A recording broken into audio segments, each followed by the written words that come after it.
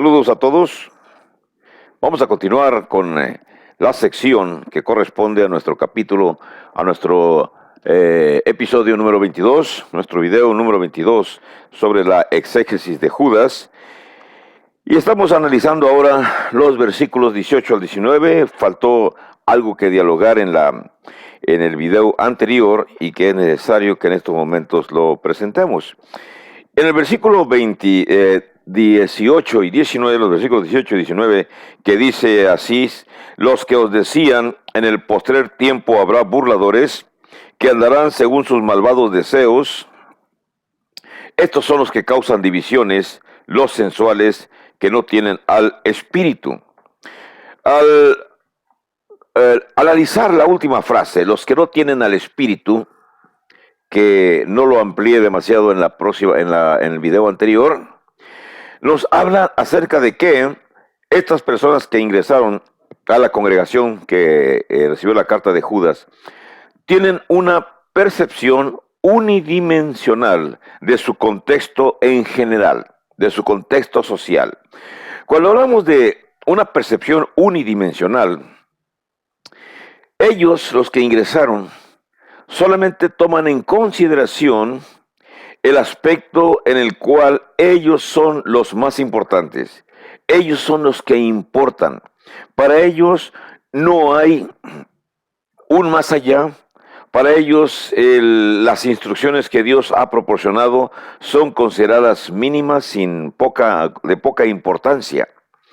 Y lo que más les interesa es su presente, su momento, y en esas circunstancias no consideran la existencia de Dios como algo a que aferrarse. Así que cuando escribimos la palabra percepción unidimensional, quisiéramos que entendiéramos que su visión es muy corta. No ven más allá. No hay planes, no hay programas, no hay metodología, no hay capacidad de liderazgo, no hay capacidad de reproducción. Entonces son grupos que se centran en sí mismos, nada más en lo que me satisface a mí, lo que es importante para mí, lo que yo quiero para mí, y esto es lo que vamos a hacer porque esto es lo que me satisface. Un gran porcentaje de la humanidad, infortunadamente, viven con este tipo de característica, una percepción única de sí mismos. Se sienten que son los número uno en el universo y por lo tanto no admiten la existencia de un ser creador, la existencia de una inteligencia superior que ha proporcionado órdenes a la humanidad que ha sido creada para que siga ciertos parámetros, ciertos lineamientos, para que logre el fin último.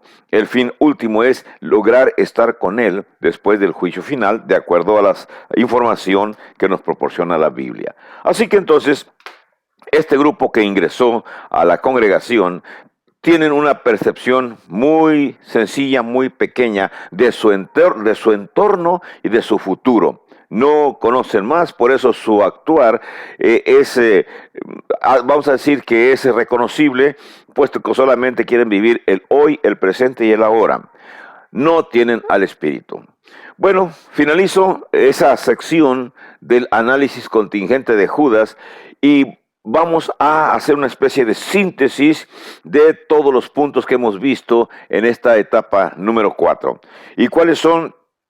No todos los puntos, algunos puntos. ¿Cuáles son esos puntos que hemos analizado? Bueno, hemos encontrado una especie de disección de una ideología. La palabra anatomía es un término médico, el cual significa abrir un cuerpo para poder estudiar sus partes, sus órganos internos, sus órganos externos, todas las partes que componen el cuerpo, poder tratar de entender su funcionamiento. De hecho, las personas que estudian medicina deben de prácticamente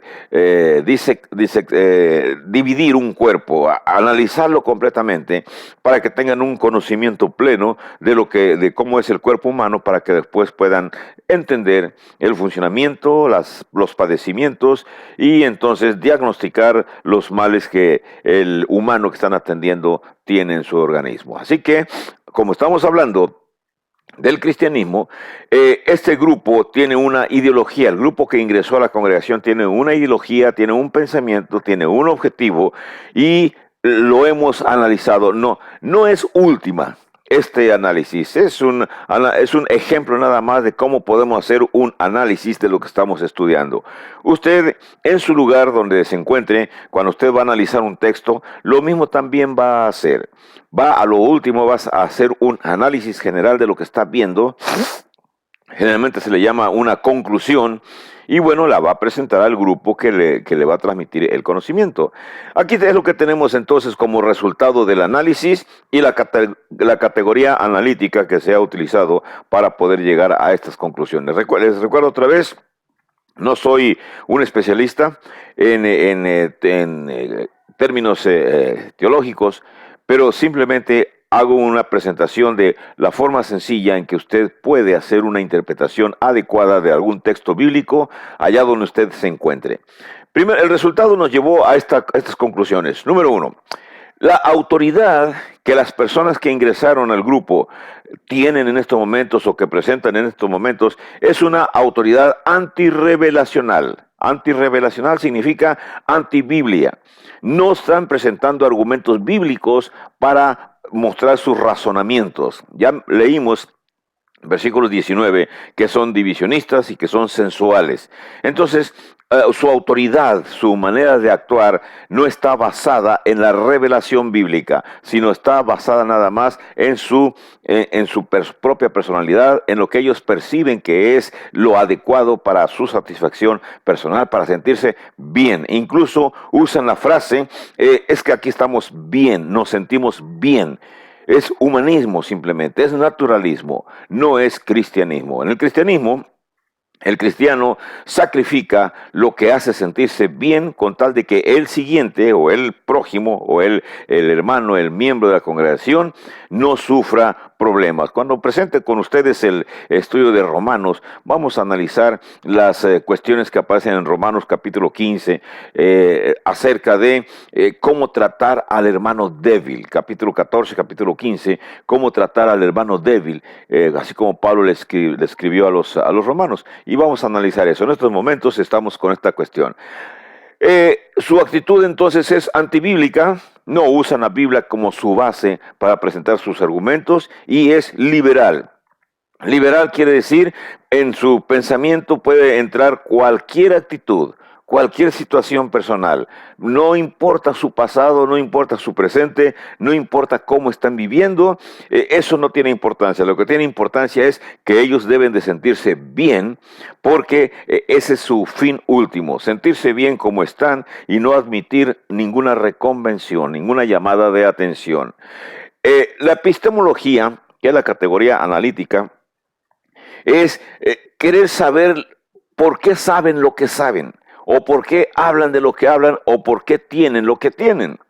La epistemología nos enseña el arte de conocer, el por qué conocen lo que conocen, así como también usted el por qué conoce lo que conoce. Cada quien tenemos distintas epistemologías. Sin ampliar más, usted puede investigar en su diccionario el significado de esas palabras aparentemente raras. No hagamos mucho caso de esas palabras raras. Simplemente entendamos un poco cómo podemos diseccionar, cómo podemos disecar, cómo podemos hacer la anatomía del pensamiento de estas personas que han ingresado. El secularismo. Encontramos entonces que un motor, algo que mueve a estas personas, es su interés secular. Si lo que mueve a las personas es su interés secular, es que a ellos también les interesa lo que en el mundo existe. Entonces, en el mundo existen otros intereses para salir adelante. No son similares los intereses cristianos que los intereses seculares. Entonces, el secularismo es lo que los mueve a ellos. Recuerden que la palabra motriz significa lo que impulsa a una persona a realizar algo. ¿Cuál es el interés que mueve a una persona a realizar algo? ¿Cuál es el interés que lo movió a usted, si usted es un predicador, un ministro? ¿Qué lo movió a usted a ser un guía de personas en el aspecto teológico? ¿Qué lo impulsó? Y usted mismo analizándose sus propios intereses, entonces usted mismo sabrá si sus intereses fueron genuinos por por servir a Dios, por hacer que Dios sea conocido, o si tuvo usted otros intereses en la mente para poder ser un promotor del cristianismo. Como quiera que sea, es una cuestión personal. No estamos analizando ni sus intereses ni mis intereses, sino el interés de los que ingresaron aquí en la congregación que recibe la carta de Judas. Otro resultado es que la actitud de ellos es polarizante desde un principio que ingresaron. Sus actitudes, el momento de actuar en sus convivencias, recuerden que hablamos acerca de los convivios, de los ágapes. Hablamos acerca de la clasificación de ellos por medio de las metáforas y sus actitudes, como Judas los compara con árboles otoñales, con nubes sin agua, con olas del mar. Prácticamente nos está diciendo que desde que llegaron vienen con la actitud desafiante, la actitud de divisionistas.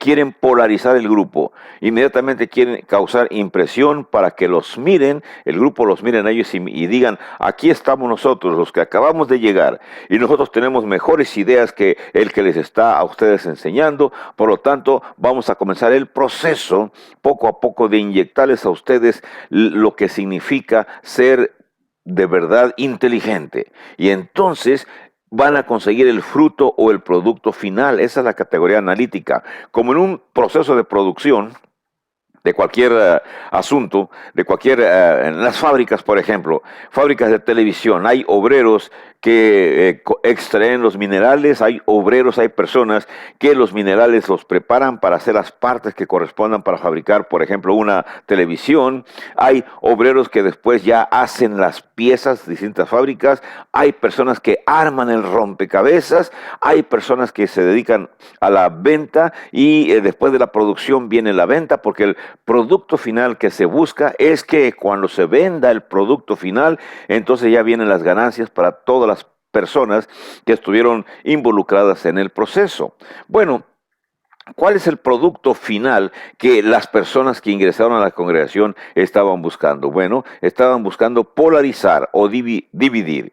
En el versículo 19, cuando habla acerca de que son los sensuales, son los divisionistas, son los que no tienen el espíritu, entonces están consiguiendo su objetivo, van a conseguir su objetivo si usted no sigue las instrucciones que Judas está proporcionando y que vamos a mirar en el siguiente video, no en este, para ver cuáles las armas que Judas dice a la congregación que deben de tomar para poder paliar esta circunstancia, paliar estos dolores. Otro punto que hemos encontrado en el resultado del análisis es que su personalidad, o más bien sus actitudes, sus acciones, están basados en las personalidades de ellos. De entre ellos mismos, el que tenga una personalidad más fuerte, más atrayente, es quien va a dictar prácticamente las normas a seguir, el siguiente paso a realizar. En su proceso de separación del grupo mayoritario, están organizando las ideas de acuerdo a lo que las personalidades están mostrando. Eso nos indica que traen ideas suficientes acerca de lo que es el liderazgo. Traen información secular acerca de su liderazgo. Entonces, se hace un análisis de su liderazgo y obviamente no es un liderazgo bíblico, es un liderazgo, vamos a decir, mundanal. Quieren aplicar las reglas mundanas dentro de la iglesia de Cristo. La iglesia de Cristo no necesita reglas mundanas para su sobrevivencia o para su existencia. Las reglas que Dios ha proporcionado son suficientes. Todo el Nuevo Testamento, ya usted lo sabe, todo el Nuevo Testamento, terminando con Hechos, que es la historia del establecimiento de la iglesia, vamos a decir los primeros 70 años de historia de la iglesia, en el primer siglo, nos narran acerca de cómo se estableció, pero también se escribieron distintas cartas en ese mismo periodo de tiempo a los grupos que se iban formando. Y esos grupos que recibieron las cartas, también llamadas epístolas, recibieron instrucciones específicas del Creador a través de nuestro Señor Jesucristo, a través de los apóstoles. Y así vino la transmisión de la palabra. Dios Padre, el Creador de todo, le da la instrucción a nuestro Señor Jesucristo y al Espíritu Santo, los cuales después les dan la instrucción, el conocimiento a los apóstoles, y los apóstoles la retransmiten a las congregaciones que van formando. Y parece que, o no parece que, sino que así es. La instrucción de Dios es que cada persona en cada congregación tiene que ser capaz de encontrar otra persona que también sea capaz de retransmitir a otros la misma enseñanza que esa persona ha enseñado. Lo que nos lleva al origen precisamente de las, vamos a decir, el área de instrucción más profunda en cada congregación. Lo que Dios está mencionando es que prácticamente cada congregación debe de ser un centro de instrucción, una escuela bíblica para que entendamos el concepto en donde se van preparando los futuros líderes, los futuros guías. Cuando usted y yo estemos envejeciendo, siempre debemos de preocuparnos por seguir preparando más personas para que cuando ya no seamos capaces por el peso de los años estar al frente o ayudar al desarrollo de una congregación, pero ya tiene usted preparado 3, 4, 5 personas para que cuando usted ya sea el momento de retirarse, esas 3, 4, 5 personas sean las que van a continuar con el programa de Dios, con el proyecto de Dios, con el encargo de que estos 5, estos 3 o 4 también tienen que buscar a otras personas y también seguirlas preparando con las mismas capacidades, que sean capaces de encontrar a otros para que haya continuidad en la transmisión de la enseñanza bíblica. Ese es el modelo que Dios dejó, es el modelo que nuestro Señor Jesucristo ha dejado a los apóstoles, y los apóstoles lo cumplieron, no muy renuentes al principio, pero posteriormente se lanzaron por el mundo a predicar o a extender el Evangelio. Aunque el libro de los Hechos nos narra nada más los hechos de algunos apóstoles y no todos los hechos de todos los apóstoles, aún así hay otros libros, historia secular, que nos dicen a dónde se fueron los demás apóstoles, a qué partes de África, qué partes de Asia o qué partes de Europa emigraron estas personas, o en qué áreas de Palestina se quedaron para continuar expandiendo, continuar transmitiendo el conocimiento del cristianismo. Esta revolución que inició en el primer siglo no ha terminado, puesto que ahora en el final de los tiempos todavía usted y yo tenemos la obligación de seguir transmitiendo lo que es el Evangelio, cada uno en sus capacidades. Si yo lo hago desde mi búnker, desde este lugar donde me encuentro radicando, usted hágalo desde el lugar donde usted se encuentra, pero no se detenga. Retransmita. Una manera de retransmitir es cuando usted vea mis videos, pues un ejemplo nada más, no es que sean los mejores, sean los magníficos videos, simplemente son unos videos instructivos. Cuando usted los vea, simplemente descárguelos de YouTube, cópielos en WhatsApp y reenvíelos por WhatsApp. Y no se preocupe, yo no estoy buscando llegar a tener miles o cientos o miles de suscriptores. Me basta y sobra con que usted obtenga el conocimiento, usted descargue ese video, usted lo ponga en WhatsApp, en su celular, y usted se lo envía a sus contactos, con el único fin de que ellos conozcan también, no con el fin de crecer en número de suscritos a mi canal. Quiero que quede esto bien claro. Vamos a ver, aquí encontramos otra cuestión. El punto 5 que encontramos en esta anatomía, en este resultado del análisis realizado, es que ellos practican, los que ingresaron, el naturalismo. Cuando hablamos de naturalismo, quizá viene a la mente de usted la idea de alimentos naturales. No estamos hablando de alimentos, pero sí estamos hablando acerca de que simplemente son personas que les interesa más la humanidad, el sentimiento de la humanidad, el deseo de la humanidad. Miren, en la iglesia hay una orden específica que se menciona en el Nuevo Testamento, no voy a mencionar ahorita los textos, donde se menciona que cuando una persona, un cristiano en la congregación practica un delito, practica un pecado en contra de Dios, la obligación de liderazgo, el deber de liderazgo, ya sean ancianos establecidos, diáconos, evangelistas, o los varones que están a cargo de la congregación, o si no hay varones, bueno, las mujeres que toman las decisiones en congregaciones donde no hay varones, inmediatamente tienen que hacer la dolorosa decisión de dialogar con esta persona para pedir, con las personas que cometen un error, para pedir su arrepentimiento y para su continuidad dentro del grupo. Y se sigue simplemente la misma regla que Jesús nos deja en Mateo, no vamos a mencionar, no vamos a profundizar, donde se menciona que primero vaya usted como guía en persona y hable con el individuo, la persona tal que está en problemas. Si la persona lo escucha a usted, hasta usted, su oído nada más llegó la información y usted no va a seguir retransmitiendo la información sobre ese pecado. Si la persona cambia, usted ha ganado un alma para Dios. Pero si la persona se pone necia, altiva y arrogante, entonces usted tiene que volver a ir junto con un testigo, dos testigos, y volver a decirle su situación para que modifique. Si la persona aún así se burla de usted y de sus testigos, entonces usted tiene que decírselo a toda la congregación. Entonces la congregación, individualmente o en grupo, como se decida, irán a su casa, irán a la casa del individuo, de la persona, y dialogarán con la persona. Y si la persona aún así se burla tanto de los guías como de los miembros de la congregación que están participando en su reconvención, en su regeneración, entonces viene la última decisión, tenerlo por gentil y publicano.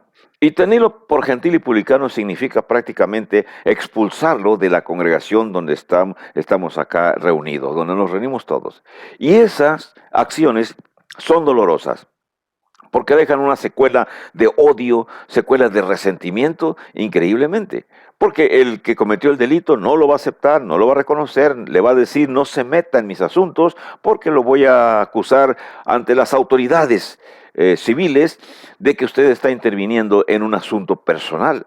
Y a la persona se le olvida que forma parte de un grupo eclesiástico donde el líder religioso tiene la autoridad moral de dialogar con ellos. Entonces, cuando estas personas actúan de esa manera, entendemos que el grupo que ingresó, según el versículo 3 del capítulo de Judas, ese grupo que ingresó son personas que practican simplemente tomar sus propias decisiones. Estamos hablando de la categoría analítica de la antropología. ¿Qué clase de personas son? ¿Han comprendido el cristianismo o solamente fue un pretexto para otros motivos, para otras razones, otras acciones? No sabemos. Pero sus palabras, sus acciones, sus motivos, sus pensamientos van a ser descubiertos poco a poco y usted tiene que actuar en consonancia. Ahora bien, no se arredre, no se aferre. Si la persona va a retirarse, generalmente no se va a ir sola esa persona. Se va a llevar uno, dos o tres más miembros de la congregación o familias completas y van a formar su pequeño grupo. Porque ese fue el objetivo primario cuando ellos ingresaron. ¿Cuál fue su objetivo primario? Según el versículo 19, si no tienen el espíritu, si son sensuales y si buscan la división, la van a lograr. Recuerden que es el producto final que andan buscando, es la división, ser polarizantes. Y por último, otro asunto más, cuando digo por último no quiero decir que ya esto es terminal. Usted puede reanalizar y puede encontrar más puntos importantes. Esto es un ejemplo nada más, una práctica de exégesis. Ellos son inmanentes. Inmanentes, se sienten iguales con el cosmos y actúan igual con el cosmos. Bueno, vamos a recordar cuál es el destino final del cosmos cuando llegue ya el momento. Cuando llegue ya el momento, el Señor va a hacer modificaciones, Dios Todopoderoso hará modificaciones del cosmos, del universo, de acuerdo a lo que Él considere pertinente. Mi conocimiento no llega para mucho más allá, pero sí entiendo que si en el libro de Génesis se me menciona que Dios simplemente de la nada creó el universo, creó el mundo, entonces tiene la capacidad, tiene el poder, puede dominar el mundo, el universo y lo puede modificar como Él considere más pertinente, como Él considere más adecuado. Y nosotros como humanos que aceptamos la guía de nuestro Creador, no vamos a luchar contra Él, no vamos a luchar contra sus ideas. Es como si otra vez, si una piedra se pusiera en contra de él, el artista que está moldeando esa roca para formar una figura perfecta. Así somos usted y yo. Nosotros somos rocas, somos piedras brutas y que simplemente el conocimiento del cristianismo nos va modelando, nos va transformando para ser personas diferentes cada día. Aceptando esa idea, esa manera de expresarse, entonces usted puede ser feliz, puede ser mejor persona en lo que le dure de su existencia cuando usted acepta el cristianismo. Así que estas personas que ingresaron se sienten más integrados con el cosmos y no buscan el cambio, no buscan llegar para con Dios. El cosmos un día será destruido. Bueno, ¿qué categoría analítica utilizamos para analizar esta circunstancia? Ok, la cosmovisión. ¿Qué es la cosmovisión? La cosmovisión es la ciencia que nos enseña el cómo miramos el mundo. La palabra cosmovisión se deriva de dos: cosmos, mundo, y visión, ver. ¿Cómo mira usted el mundo que lo rodea? ¿Cómo lo observamos? Cada quien tiene una percepción diferente de su medio ambiente, del medio en que se desenvuelve. Algunos miran con enojo la situación personal comparándola con la de los demás y su actitud, su conducta se vuelve irregular. Otros mencionan que tanto pueden vivir cómodamente en abundancia como pueden vivir cómodamente sin tener grandes posesiones, y bueno, es su manera de ver el mundo, es de otra manera. Los cristianos también tenemos una cosmovisión. ¿Y cuál es? Que todo lo material que logremos tener, simplemente aquí se queda. Nada nos vamos a llevar, y si podemos repartirlo, podemos darlo, es mucho mejor. Por eso el cristiano da, y cuando da de todo corazón, sin esperar nunca recompensa. Pero la persona que tiene una cosmovisión diferente es de distinta manera. Finalizo entonces mi explicación de mi video número 22 y lo miro a usted en el siguiente video para continuar dialogando sobre las armas que Judas le otorga o le dice a los cristianos que reciben la carta que deben de utilizar, cómo tienen que actuar para resolver el conflicto que se ha originado en la congregación donde ellos están. Bendiciones y que pase muy buen día. Hasta luego.